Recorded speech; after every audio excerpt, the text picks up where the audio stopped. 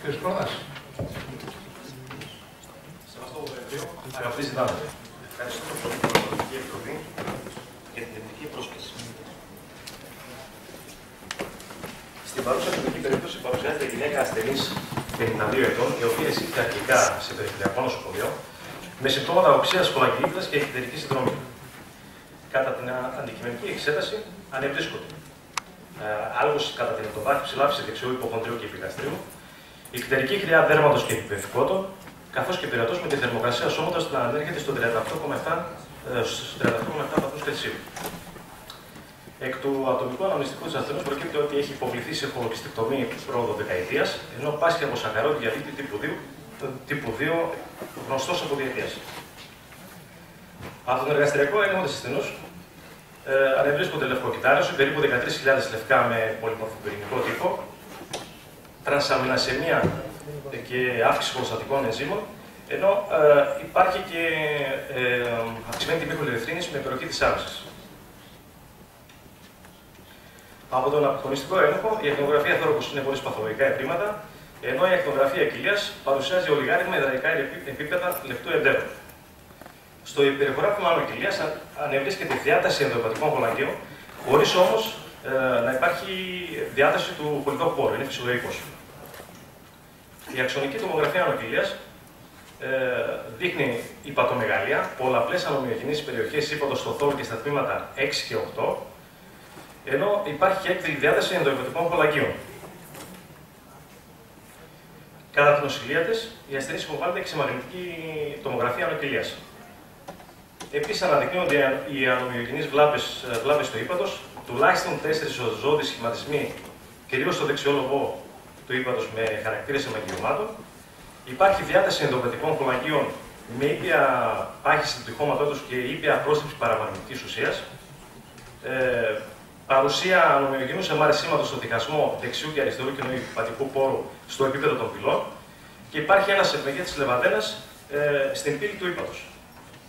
Συνεπώς, εδώ υπάρχει ένα σοβαρό διαφοροδιαγνωστικό πρόβλημα. Πρόκειται για ένα χολάγγιο CA τύπου Κλάτσκιν με συνοδές ενδοϊπατικές καταστάσεις ή πρόκειται για αλλοιώσεις φλεγονόδους χολαγγιίτιδας με υπατικά αποστημάτια.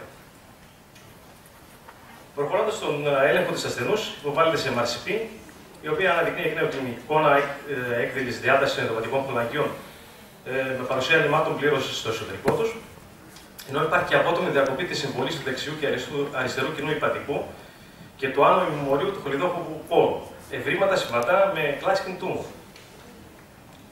Μετά από 10 μέρες νοσηλεία στο νοσοκομείο Καβάλας, παραβαίνονται στην κλινική μας για περαιτέρω διερεύνηση. Η ασθενής είναι σε καλή γενική κατάσταση, απείρετη, δεν αργεί, με καλή όψη θρέψη. Από τον εργαστηριακό έλεγχο φαίνεται ότι παραμένουν τα προστατικά ένσημα, έχει υποχωρήσει όμως αυτόματα η χολιερεθρίνη, δηλαδή έχει υποχωρήσει ο ίκτρος, γεγονός όμως το οποίο μένει να διερευνηθεί γιατί. Υποβάλλεται στην κλινική μας εκ νέου σε αξονική τομογραφία ανοκυλίας. Στη δικιά μας αξονική υπάρχει σημαντική ελάττωση της διάτασης των ενδοϊπατικών χολαγγίων, παρουσία αεροχολία, δηλαδή εντός των ενδοϊπατικών χοληφόρων και στενή επαφή του δωδεκαδακτύλου με τον κοινό υπατικό πόρο, ενώ όσον αφορά τα πνεύματα από τα υπατικά μορφώματα παραμένουν σταθερά. Επίσης παραμένει σταθερός ο νεφαδένας μεταξύ πηλαίας, κάτω κύλης φλέβας και παγκρέατος. Στη συνέχεια ακολουθεί, εφόσον έχουμε την πιθανή εικόνα χολοπεπτικής επικοινωνίας, ακολουθεί η δωδεκαδακτυλοσκόπηση, κατά την οποία αναδεικνύεται κόλπωμα στο πρόστιο τύχωμα του δωδεκαδακτύλου, στην οροφή του οποίου παρατηρείται στόμιο οπί, από το οποίο ξέφυγε άστονα χολώδη γράφη. Καθετηριάζεται και σκιαγραφείται το ενδοϊπατικό χοληφόρο δέντρο διαμέσου της οπής στο λογό του δωδεκαδακτύλου, ενώ κατά την έξοδο λαμβάνεται και υδραλογική με βούρτσα, η οποία όμως αποβαίνει αρνητική για κακοήθεια. Το επόμενο βήμα είναι να προχωρήσουμε σε πολυδοχοσκόπηση, στην οποία με άμεση ενδοσκοπική όραση επιβεβαιώνεται η παρουσία παθολογικού ιστού εντός του πολυδόχου πόρου και πλήρες στόχου. Επίσης, με τη χολιδοχοσκόπηση είχαμε τη δυνατότητα να πάρουμε και βιοψίες από την πλάτη, οι οποίες όμως απέδειξαν και αυτές αρνητικές. Διενεργείται εκ νέου 12 δακτυλοσκόπηση και λαμβάνονται βιοψίες με λαμπίδα και από το χολιδόχο πόδι. Στο επίπεδο της βλάβης, οι οποίες όμως και πάλι είναι αρνητικές. Σεβαστό Προεδρείο, κυρίες και κύριοι συνάδελφοι, συμπερασματικά και συμπληρωματικά σε όσα λέει ο κ. Κόρδας, συνεπώς έχουμε να κάνουμε μια σπάνια περίπτωση του 12-δακτυλικού συρικίου, το οποίο οφείλεται σε Klatskin pneumothumoral. Η υποψία της νόσου ετέθησε σε ποικιλίας και κατόπιν επιβεβαιώθηκε με 12-δακτυλοσκόπηση, RCP και χολιδοχοσκόπηση. Τα χοληφόρα συρίγια κατατάσσονται σε εξωτερικά, εσωτερικά και τεχνητά, με τα εσωτερικά να υποδιαιρούνται σε χολοπεπτικά, χολοχολικά, χολοαγιακά και χολοδροχικά. Οφείλονται είτε σε τραύμα, στις περιπτώσεις των εξωτερικών συρικίων, είτε σε νόσο, στις περιπτώσεις των εσωτερικών αυτόματων συρικίων.